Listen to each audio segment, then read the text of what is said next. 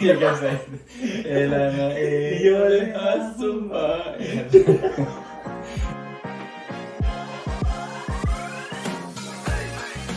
Kyllähän perhe-elämä on mulle ihan kaikki kaikesta ja niin kaikista tärkein asia, mutta välillä kyllä 3 lapsen kanssa on kyllä se on aika kaoottista ja sekavaa, joten sen takia mä oon pyytänyt teidät jeesin. Se kun tulee kotiin ja meillä on käyty siivoamassa, niin siis se on niin älyttömän iso se vaikutus, etenkin mieleen.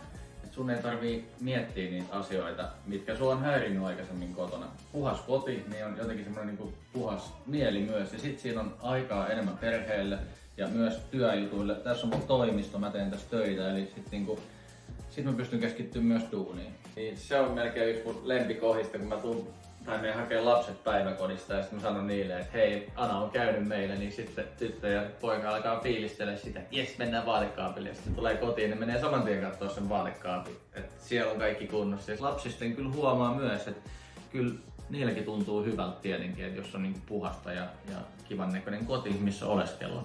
Sillä tavalla se helpottaa ja tekee mielen kirkkaammaksi, että kun sä tiedät, että on jatkuvaa ja että jos nyt tulee taas sotku 3 lapsen kanssa tulee aika paljon ja aika nopeastikin, niin sä tiedät, että ai niin, ensi viikolla sitten taas hommat hoituu. Ja se vaikutus on ihan älyttömän iso siinä, mitä yksikin siivous oikeasti voi saada aikaan.